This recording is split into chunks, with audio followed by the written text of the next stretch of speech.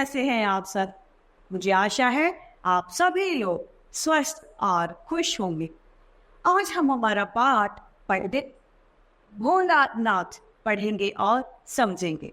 इस पाठ में हम इस बात को सीखेंगे कि हमें सदैव अपनी बुद्धि का उपयोग करना चाहिए। कोई क्या कह रहा है उससे हमें फर्क नहीं पड़ना चाहिए, लेकिन हमें अपनी बुद्धि का प्रयोग करके हमें सही निर्णय लेना चाहिए। तो आइए इस पाठ को हम विस्तार से पढ़ते हैं। यह है हमारा पाठ 13, पंडित भोलानाथ। पंडित भोलानाथ बहुत भोले थे। वे छल कपट की बातें नहीं जानते थे।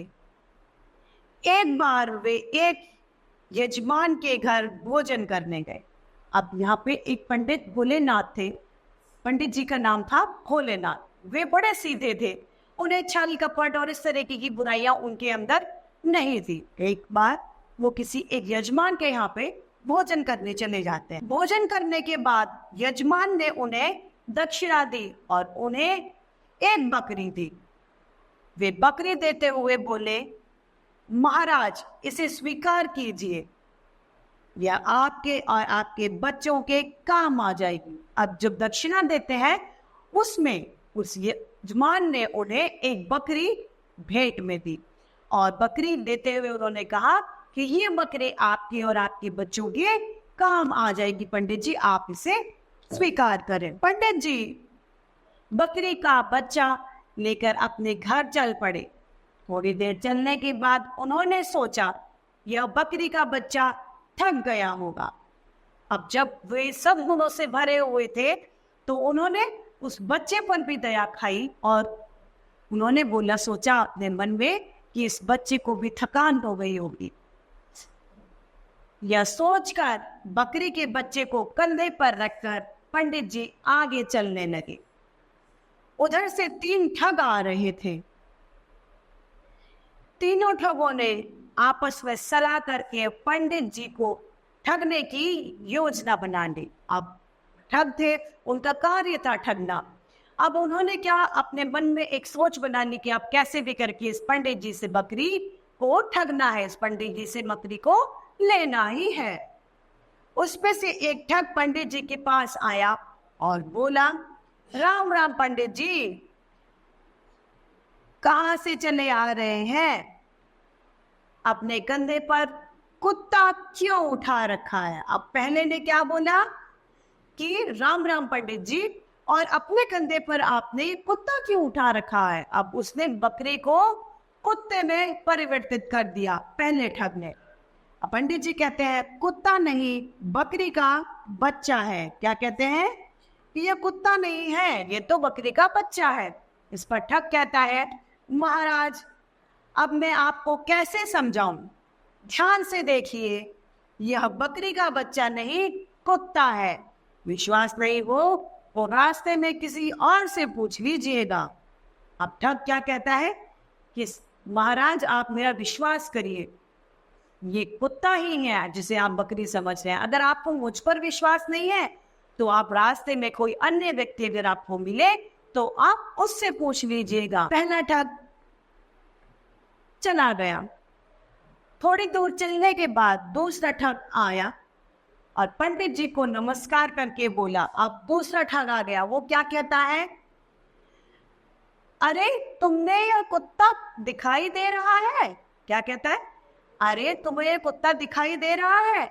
यह बकरी का बच्चा है, ठीक से दिखाई नहीं देता क्या? पहला ठग चला गया। थोड़ी दूर चलने के बाद दूसरा ठग मिला। पंडित जी को नमस्कार किया और बोला, पंडित जी यह कुत्ता आपको कहाँ से मिला? बड़ा अच्छा है। अब पहला ठग जाने के बाद में योजना के अनुसार दूसरा ठग आ जाता है और दूसरा ठग आता है तो कहता है, पंडित जी यह कुत्ता तो बड़ा सुंदर है, आपको कहाँ से मिला? पंडित जी कहते हैं, अरे तुम्हें यह कुत्ता दिखाई दे रहा है? यह बकरी का बच्चा है, ठीक से दिखाई नहीं देता क्या? पंडित जी को गुस्सा आ जाता है क्योंकि पंडित जी को पहले भी उसने बकरी ने कुत्ता साबित कर दिया और अब फिर से वही ठग दूसरा ठग आके उस बकरी को फिर से कुत्ता साबित कर रहा होता है। अब ठग कहता है, महाराज आपको क्या हो गया है? जरा ध्यान से देखिए, यह बकरी नहीं कुत्ता है। वो क्या कहता है, आप जरा ध्यान से देखिए प्रभु जी, ये बकरी नहीं कुत्ता ही है। किसी ने आपको धोखा दे दिया है पंडित जी। अब कहता है किसी ने आपको भ्रमित कर दिया है पंडित जी, ये तो कुत्ता ही। अभी दोनों की बातचीत ही हो रही थी कि तभी तीसरा ठग भी वहां आ जाता है और बोला। अब दोनों, दूसरा ठग और पंडित जी आपस में बात ही कर रहे होते हैं कि तीसरा ठग वहां पर आ जाता है और कहता है, पंडित जी आप ब्राह्मण होकर कुत्ते को कंधे पर बैठाकर घूम रहे हैं, आपका शरीर अपवित्र हो गया है, इसे छोड़कर पहले आप स्नान करने जाइए, अन्यथा लोग आपकी हंसी बनाएंगे। अब वो क्या कहता है कि पंडित जी आप ब्राह्मण हैं, आप पंडित हैं, उसके बावजूद भी आपने कुत्ते को कंधे पर बैठा रखा है। कुत्ते की वजह से आपका शरीर अपवित्र हो गया है। अब आप तुरंत एक काम करो, आप इस कुत्ते को अपने कंधे से उतारो और आप पहले स्नान कर लो, अन्यथा सब लोग आपका मजाक उड़ाएंगे। ठगों की बात सुनकर पंडित जी सोचने लगे, तीन आदमी इसे कुत्ता बता रहे हैं तो यह कुत्ता ही होगा। अब क्या सोचा पंडित जी ने, अपने बुद्धि का प्रयोग नहीं किया, उन्होंने दूसरों की बातों पर यकीन कर लिया और ये सोचा कि जब 3 लोग कुत्ता बता रहे हैं तो वास्तव में ये बकरी नहीं होगी, ये कुत्ता ही होगा। या सोचकर वे बकरी के बच्चे को वही कंधे से उतारकर यजमान के घर लौट पड़े। अब क्या हुआ, उन्होंने ये सोच लिया कि यह बकरी का बच्चा नहीं कुत्ते का बच्चा है और उसे उतार दिया और वापस उस यजमान के घर जाने लगी जहां से उन्हें वह बकरी भेंट में मिली थी। यजमान के घर पहुंचकर पंडित जी ने सारी बात कह सुनाई। सारी बात सुनते ही यजमान ने कहा, अब सारी बातें जब सुन ली तो जिन्होंने भेंट दी थी उन्होंने उनसे कहा, पंडित जी उन तीनों धूर्तों ने आपको ठग लिया। वो जो तीनों दुष्ट व्यक्ति हैं उन्होंने आपको भी लूट लिया। वह कुत्ता नहीं बकरी ही थी, आपको उनकी बातों में नहीं आने चाहिए था।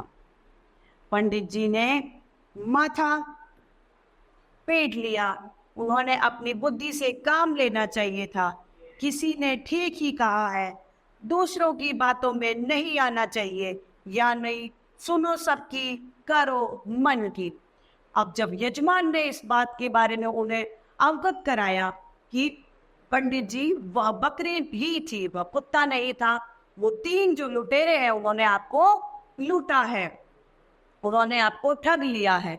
उसके बाद पंडित जी ने अपने अंदर का जो पश्चाताप है वो बाहर निकाला और अपना माथा पटक लिया और फिर उन्होंने कहा कि किसी ने सही ही कहा है कि सुनो सबकी पर करो अपने मन की। जो आपको सही लग रहा है अपने बुद्धि का प्रयोग करो और सही गलत का निर्णय लेने में आप अपनी बुद्धि का प्रयोग करके ही निर्णय लें, किसी की बातों में न जाए। तो इस तरीके से हमारा ये पाठ समाप्त होता है। मुझे आशा है आप सभी को यह पाठ भले भांति रूप से समझ में आया होगा। तो आज के लिए इतना ही, फिर मिलते हैं, धन्यवाद।